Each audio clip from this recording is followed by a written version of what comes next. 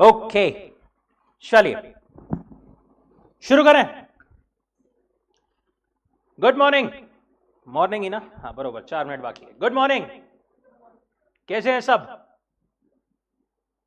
Lots of new faces. एक बार वापस से मैं अपना इंट्रो दे दूं। I am CA Kaushik S Agarwal. जो नहीं जानते, मैं आपको आपके जो 4 सब्जेक्ट्स है फाउंडेशन में, कौन से? Accounts, law, maths and economics. इसमें से 2 सब्जेक्ट्स जो है वो पढ़ाने वाला हूं। कौन सा? Law and economics. ओके। कल जो है हमने बेसिक बातें की थी अबाउट द कोर्स कैसे होता है, क्या क्या होता है, कितनी स्टेजेस होती है, कि कितने कितने पेपर्स होते हैं हर एक स्टेजेस में, कैसा कैसा पैटर्न होता है। हमारे सब्जेक्ट्स की बात अगर हम करें तो लॉ का जो पेपर होता है वो कैसा होता है? डिस्क्रिप्टिव। 100 मार्क्स का पूरा पेपर जो है वो डिस्क्रिप्टिव रहता है। एंड दूसरा जो इकोनॉमिक्स अपना सब्जेक्ट है वो कैसा रहता है? 100% objective. That is MCQ based जो है वो पेपर पूरा रहता है। कल अपन ने सारे सब्जेक्ट्स का इंट्रो देखा था, दोनों सब्जेक्ट्स का अपने वाले, कैसा क्या सिलेबस है, कौन सी एक्ट्स उसमें कवर्ड है। जैसे कि लॉ में contract act, sale of goods act, negotiable instruments act, partnership act, LLP act, ये सारी चीजें कवर्ड है।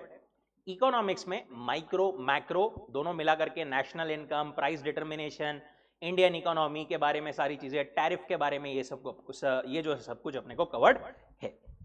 आज से चालू करेंगे अपन एक एक सब्जेक्ट, धीरे धीरे बेसिक पहले सब्जेक्ट को समझेंगे, फिर धीरे धीरे हर एक टॉपिक में जाते जाएंगे। परफेक्ट। एक बार वापस से सब लोग नाम बता देंगे, 2 3 4 बार बताना पड़ेगा तब मेरे को याद रहेगा। I am bad with the names. वापस से एक बार।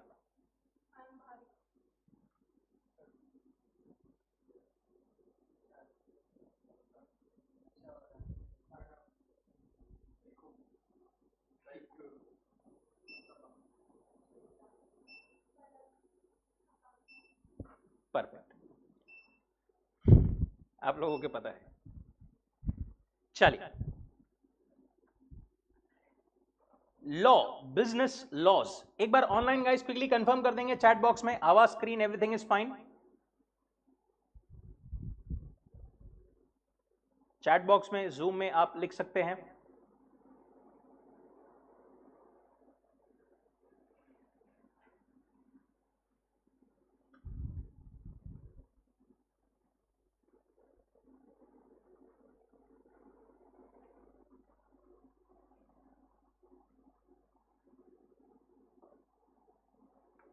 ओके, चलिए, let us begin. Business laws chapter number 1, Indian regulatory framework. जो पहला चैप्टर है इसका वेटेज अपने एग्जाम में लगभग 5-6 मार्क्स का रहता है। 5 से 6 मार्क्स का या मैक्सिमम 7 मार्क का एक क्वेश्चन जनरली इसका बस आता है। ओके। ये वाला चैप्टर हमको बेसिक्स बताता है लॉ के बारे में, लॉ क्या है, फ्रेमवर्क क्या है हमारा पूरा, टाइप्स ऑफ लॉज क्या क्या है हमारे देश में, लॉ या कानून बनता कैसे है, इन सब के बारे में डिटेल्स हमको यहां पर दी हुई है। Indian regulatory framework. फ्रेमवर्क, ये वर्ड का मतलब क्या होता है? इट्स ओके, कोई कुछ सही गलत नहीं, जो आपको लगता है। फ्रेमवर्क मतलब क्या?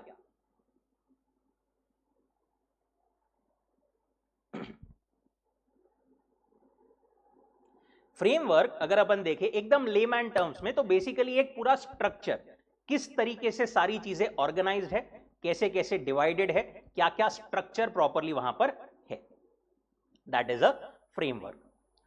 अब इंडियन रेगुलेटरी फ्रेमवर्क मतलब हमारे लॉस का, हमारे जो लॉ है उनका कैसा क्या स्ट्रक्चर है, वो सब फ्रेमवर्क पूरा हमको यहां पर दिया हुआ है। Have you ever wondered why are you studying this subject called law? ये जो लॉ सब्जेक्ट है, हम तो क्या बनने वाले हैं? चार्टर्ड अकाउंटेंट बनने वाले हैं। फिर हमको ये लॉ नाम की बला है क्यों? फाउंडेशन लेवल पर भी, इंटर लेवल पर भी, पहले फाइनल लेवल पर भी आपका राइटिंग पेपर था इसका 100 मार्क्स का, बट अभी रिसेंटली 1-2 अटेम्प्ट पहले इसको जो है SPOM, self paced online module, ऐसा बोल करके उसको एक ऑनलाइन मोड में कन्वर्ट कर दिया गया है, जिसमें सिर्फ MCQ बेस्ड पेपर रहता है। It's not a full fledge paper at final level. But वहां पर भी आपको पढ़ाई इसकी करनी पड़ती है। तो क्यों हमको पढ़ाया जा रहा है ये फाउंडेशन लेवल पर भी, इंटर लेवल पर भी? हमारे लिए तो ज्यादा रिलेवेंट क्या होना चाहिए? Tax, finance, accounting, right?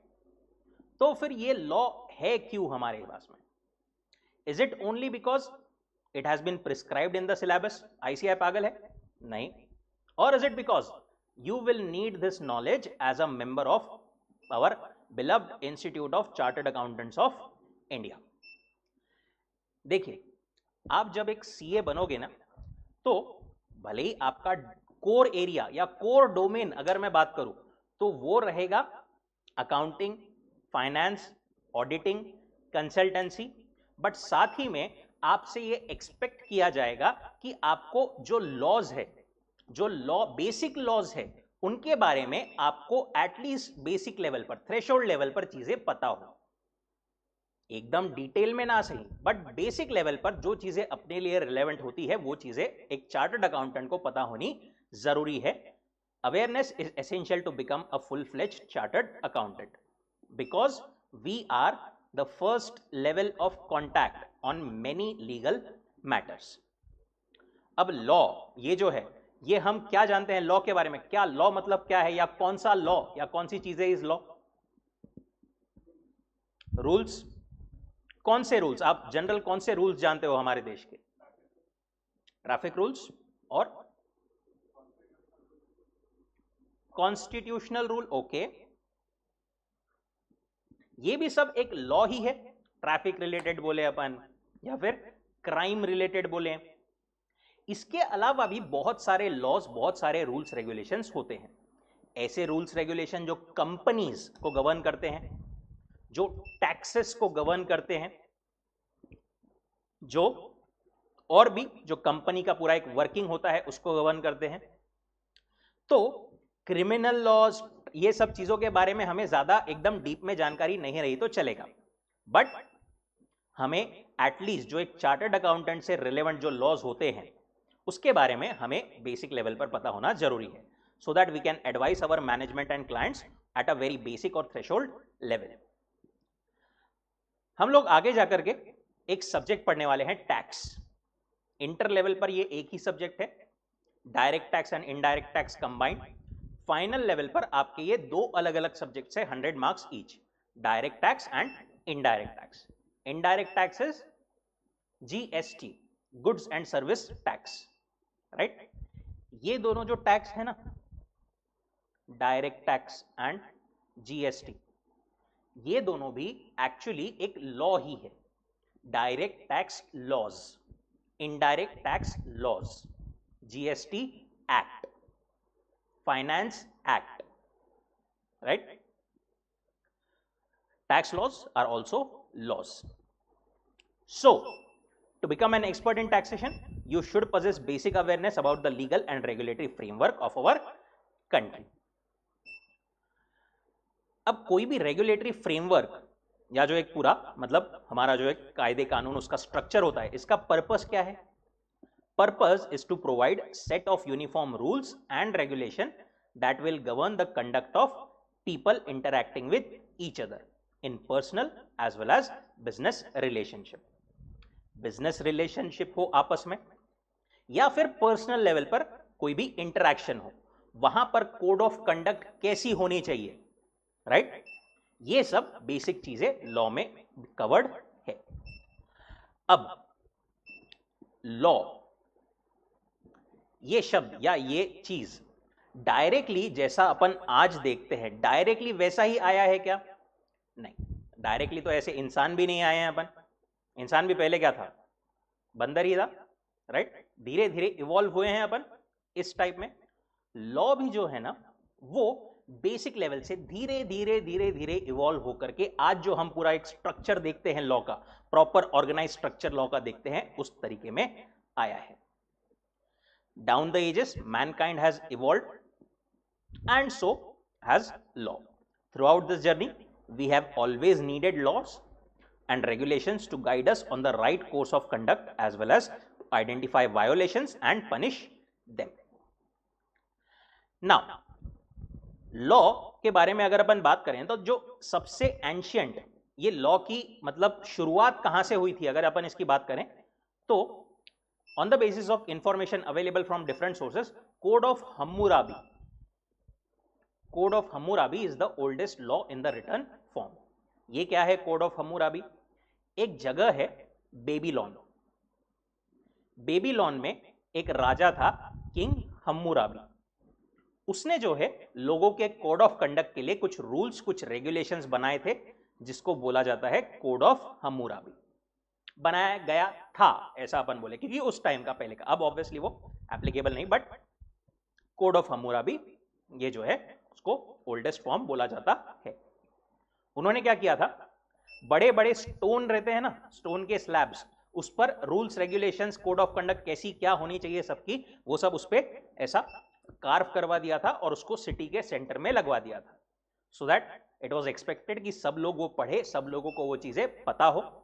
Plus उन्होंने जजेस को भी अपॉइंट किया था ये देखने के लिए कि सब लोग फॉलो कर रहे हैं या नहीं, जो नहीं फॉलो कर रहा है उसको पनिशमेंट भी दी जाए, ये सब देखने के लिए। उसके बाद में 450 BC, ये थोड़ा सा अपने को पहले जो है बेसिक ज्ञान दिया हुआ है कि कैसे कैसे लॉ आया। A set of laws was engraved on 12 bronze tablets in Rome. रोम में नहीं क्या, 12 टैबलेट्स अगेन वैसे ही बनाए गए थे जिसको 12 टेबल्स भी बोलते हैं।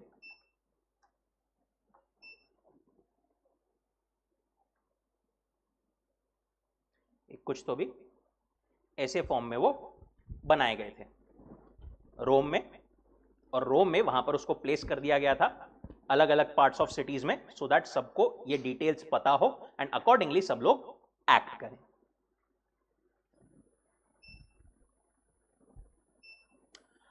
उसके बाद में they were considered 12 tables, the purpose of those to protect the rights of the public and provide remedy for the wrongs. Over time क्या हुआ, बहुत सारे अमेंडमेंट्स हुए, बहुत सारे चेंजेस हुए, ह्यूमन काइंड में भी बहुत सारे चेंजेस हुए, और उसके बाद में आज जो हम लॉ देखते हैं, जिस रूप में देखते हैं, जिस तरीके से देखते हैं, वो फॉर्म लॉ का अपने पास में है। In this subject we will be introduced to many laws. Therefore, in this chapter we will first understand how laws are made and how they are implemented. Now, what is law? ये जो ऊपर का part था, this was introduction, not very important, but यहां से बहुत सारी चीजें अब इंपॉर्टेंट है। What is law and what are the sources of law? एक दो एग्जाम पहले क्वेश्चन आया था। लॉ मतलब क्या है? लॉ क्या है? Law is a set of obligations and duties. Law क्या है? ऑब्लिगेशंस एंड ड्यूटीज, हमने क्या करना चाहिए, कैसे करना चाहिए, क्या क्या ऑब्लिगेशंस डाले गए हैं। किसने डाले हैं ऑब्लिगेशन? गवर्नमेंट ने, इंपोज्ड बाय द गवर्नमेंट। क्यों बना रही है गवर्नमेंट? गवर्नमेंट के पास में काम नहीं है, कुछ तो काम करना पड़ेगा, इसलिए लॉ बना देते हैं, ऐसा क्या? फिर for securing welfare and providing justice to society, society में सभी को न्याय मिले, सबका भला हो, वेलफेयर हो, इसके लिए जो है लॉ बनाया जाता है। So law is what? A set of obligations and duties imposed by the government for securing welfare and providing justice to the society. India's legal framework reflects social, political, economic and cultural aspects of our vast and diversified countries. क्या reflect करता है हमारा पूरा legal framework? Social, social मतलब अलग अलग religions का, अलग अलग कास्ट, क्रीड, सबका जो है अलग अलग लॉज उनको ध्यान में रख करके बनाए गए। पॉलिटिकल, इकोनॉमिक, डिफरेंट बैकग्राउंड्स के जो लोग हैं सबके लिए जो है सबको कंसिडर करके, बेसिकली सबके कल्चरल एस्पेक्ट्स को कंसिडर करके जो है लॉज जो है बनाए गए हैं। So our framework reflects the social, political, economic and cultural aspects of our vast and diversified country. Now sources, ये जो लॉ है ये आता कहां से है? कौन है ये लॉ? कहां से आता है ये? एक आपने अभी नाम बोला था थोड़े टाइम पहले, एक टर्म बोला था, that is our basic law. क्या बोला था? कॉन्स्टिट्यूशन, हमारे भारत का संविधान। The main sources of law in India are constitution. संविधान क्या करता है? एक बेसिक ड्यूटीज के साथ में बेसिक राइट्स जो हम बचपन में पढ़े थे ना, right to freedom, right to speech, और कौन से होते हैं? Right to justice, right to equality. ये सारे बेसिक जो राइट्स है, सारी बेसिक जो ड्यूटीज है, वो सब फ्लो होती है हमारे कॉन्स्टिट्यूशन से। So constitution we can say is the very basic और very foundation of the whole term law. उसके बाद में द स्टैट्यूट्स और laws made by the parliament and state assemblies. हमारे पार्लियामेंट एंड स्टेट असेंबलीज जो laws बनाते हैं, वो लॉज भी, मतलब मेन लॉ बनाने वाली अथॉरिटी तो वही है। देखो, आपको ये पता है कि अपना स्ट्रक्चर इंडिया में एक होता है पार्लियामेंट और एक होती है स्टेट असेंबली या स्टेट लेजिस्लेटिव असेंबली बोलते हैं इसको। इंडिया में पार्लियामेंट्स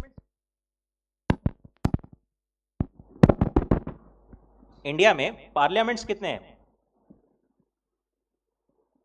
एक ही है, दिल्ली में, जो अभी थोड़े टाइम पहले जिसके इलेक्शंस हुए थे ना, यहां पर कौन इलेक्ट होते हैं? Member of parliaments, right?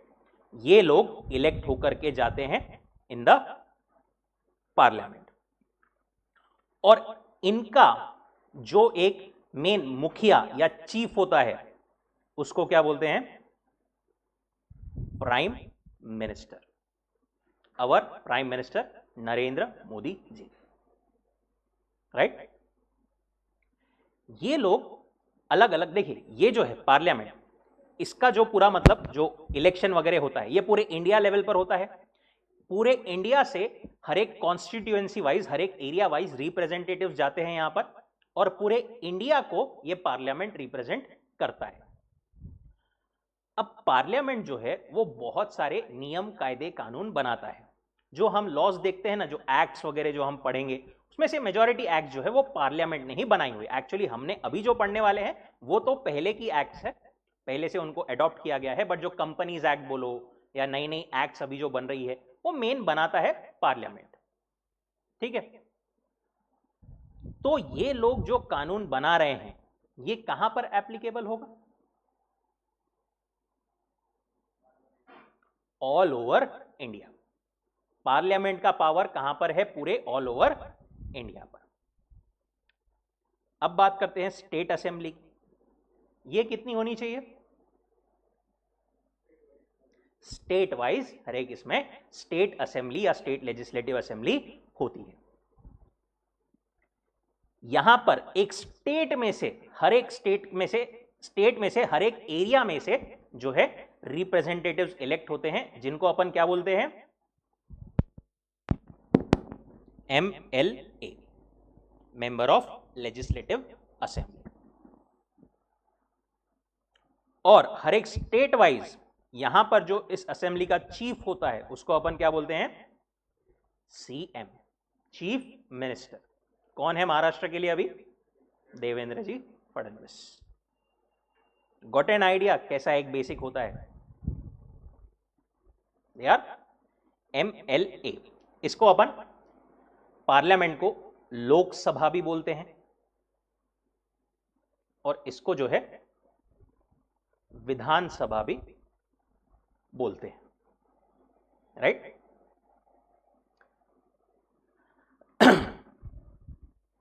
यहां पर पार्लियामेंट में MPs एंड यहां पर स्टेट असेंबली में MLAs। इसको अपन आमदार भी बोलते हैं ना, वो लोग यहां पर जाते हैं। अब जो स्टेट असेंबली है वो भी नियम, कायदे, कानून बना सकती है।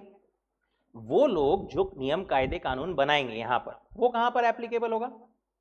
सिर्फ उस स्टेट में। वो पूरे इंडिया पर हो सकता है क्या? नहीं, क्योंकि उनकी पावर सिर्फ उस स्टेट तक ही लिमिटेड रहेगी। एक और होती है राज्यसभा।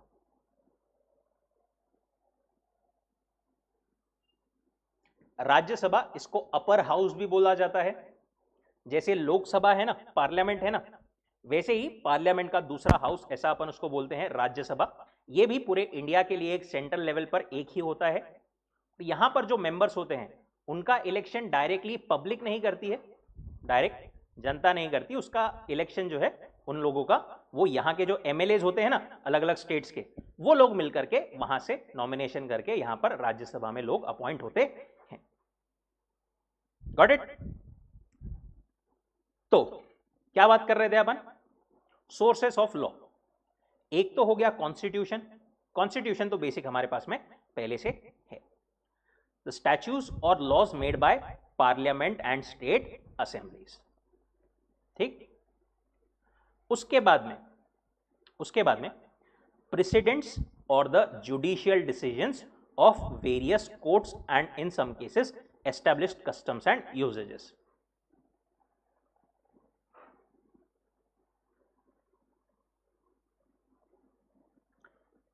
हमारे इंडिया में लॉज है बहुत सारे। अगर किसी ने लॉ वायोलेट किया तो क्या हो जाएगा? उस पर केस हो जाएगा। ये केस होना मतलब कहां जाता है ये केस? कोर्ट में, राइट? कोर्ट की हायरार्की पता है क्या आपको? सबसे ऊपर इंडिया में सबसे टॉप मोस्ट कोर्ट कौन सा है? Supreme court. कितने सुप्रीम कोर्ट्स हैं इंडिया में? एक ही है, राइट? ये हायरार्की भी अपने को पूरी एक्सप्लेन की जाएगी अभी नेक्स्ट वाले आने इसमें पेजेस में। सुप्रीम कोर्ट के नीचे होता है हाई कोर्ट। हाई कोर्ट कितने हैं? स्टेट वाइज हाई कोर्ट्स हर एक इसके है। उसके नीचे होता है डिस्ट्रिक्ट कोर्ट एंड उसके बाद में होता है मेट्रोपॉलिटन कोर्ट्स। नॉट नेसेसरी हर एक सिटी में हो, वो थोड़ा बहुत डिपेंड करता है सिटी के पॉपुलेशन के हिसाब से। सो अब देखो, फॉर एग्जांपल ए और बी, इन दोनों में कोई झगड़ा हो गया। ए ने बी पर केस कर दिया। केस गया कहां पर? कोर्ट में गया। कोर्ट से नीचे, कोर्ट से ऊपर, कोर्ट तक गया। फॉर एग्जांपल हाई कोर्ट में जो है, हाई कोर्ट ने इन दोनों की बात सुनी और डिसीजन दे दिया। पूरा केस देखा, क्या क्या थे फैक्ट्स फिगर्स, क्या क्या थे पूरे केस के, और बोल दिया कि ए की बात सही थी। ठीक। ये जो हाई कोर्ट ने जजमेंट दिया है इसको अपन जजमेंट या डिसीजन या अपने लॉ जब पढ़ेंगे उस टाइम के लिए केस लॉ भी बोलते हैं। अब समझो ए और बी में जो झगड़ा हुआ था ना, सेम मैटर पे सी और डी में भी झगड़ा हो गया, राइट? ये लोग भी कोर्ट में चले गए। यहां पर कोर्ट क्या कर सकता है? कोर्ट बोल सकता है, देखो पहले भी ये एक इशू पे झगड़ा हुआ था, पहले कोर्ट ने पूरा एनालाइज किया था यहां पर, और वहां पर सारे मुद्दे एनालाइज करने के बाद में ए को सही माना था। तुम्हारा भी इशू सेम है, तो यहां पर जो ये ए बोल रहा था वैसा जो पर्सन बोल रहा है उसकी बात सही मान ली जाएगी और उसके फेवर में जजमेंट दे दिया जाएगा। ये कब होगा? अगर ये इशू प्लस ये इशू दोनों सेम है तो। ये यहां पर ये कोर्ट ने जो रेफर किया है ना प्रीवियस केस लॉ, इसको बोलते हैं प्रेसिडेंट्स और द जुडिशियल डिसीजंस। पहले जो एक चीज डिसाइड हो गई है ऑलरेडी, उसको रेफर करके अभी डिसीजन दिया गया। देखो लॉ है ना बहुत ऐसा सब्जेक्ट है बेसिकली, या फिर ऐसी चीज है जिसमें इंटरप्रिटेशन बहुत अलग अलग हो सकता है, इसीलिए कोर्ट्स अपॉइंटेड है। वो देखते हैं, एनालाइज करते हैं कि सही में कैसे क्या फैक्ट्स एंड फिगर्स थे, केस क्या था, उसको लॉ की प्रोविजंस कैसे अप्लाई होगी। तो इसमें बहुत सारा जजमेंट इन्वॉल्व होता है, एनालिसिस इन्वॉल्व होता है, राइट। इसीलिए प्रेसिडेंट्स और जुडिशियल डिसीजंस भी एज अ रेफरेंस यूज किए जा सकते हैं। अभी तक अपन ने कितने सोर्सेस देखे लॉ के? 3। पहला कॉन्स्टिट्यूशन, दूसरा laws made by parliament and state assemblies, and तीसरा प्रेसिडेंट्स और judicial decisions of various courts. And एक छोटा सा चौथा वो लोग बोलते हैं एस्टैब्लिश्ड कस्टम्स एंड यूजेजेस। कहीं कहीं पर क्या होता है, बहुत टाइम से, सालों से, मे बी सदियों से कोई एक प्रथा या फिर कोई एक पद्धति चलते आ रही है based on people welfare and everything, उसको ही लॉ मान लिया जाता है। आज तक चलते आ रहा है ना, फॉर एग्जाम्पल 50, 60, 100 सालों से, उसको ही हम लॉ मान लेंगे। कहीं कहीं पर कुछ कुछ केसेस में ऐसा मान लिया जाता है। Established customs and uses. तो कितने सोर्सेस हो गए अपने पास में? मेन 4। कौन से? पहला कॉन्स्टिट्यूशन, दूसरा parliament and state legislative assembly, तीसरा प्रेसिडेंट्स और judicial decisions, and last established customs and usages.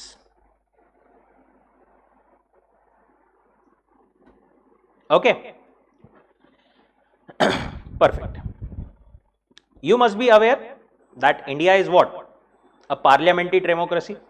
Democracy and parliamentary democracy जो अपन ने अभी बात की, for the people, of the people, by the people. हमारे में से ही लोग कोई तो भी इलेक्ट होकर के पार्लियामेंट या स्टेट लेजिस्लेटिव असेंबली में जाते हैं। We have constitution which is the basic source of all laws. We elect our representatives to the parliament as well as to legislative assemblies of various states. These representatives make laws in the parliament or in the state assemblies as the case may be. ये लोग अपने लिए accordingly law वगैरह बनाते हैं। Again अपन ने क्या बोला, लॉ जो पार्लियामेंट बनाएगा वो कहां पर अप्लाई होगा? पूरे इंडिया पर। लॉ पास्ड बाय पार्लियामेंट में apply throughout all or portion of India, but whereas law passed by the state legislature apply only within the borders of the state concerned, right? सिर्फ जो एक state है वहां पर वो apply होगा, but parliament जो है पूरे इंडिया के लिए या इंडिया के कोई पार्ट के लिए जैसा चाहे वैसा कानून बना सकते हैं। परफेक्ट। यहां तक कोई डाउट, कोई दिक्कत? कूल। चलिए, आई थिंक आज के लिए इट्स इनफ। कंटिन्यू करेंगे लॉ अपन कल। इंडिया का जो है स्ट्रक्चर कैसा है, what are process of making law, what are various types of laws, ये सब अपन कल जो है देखेंगे। Thank you so much.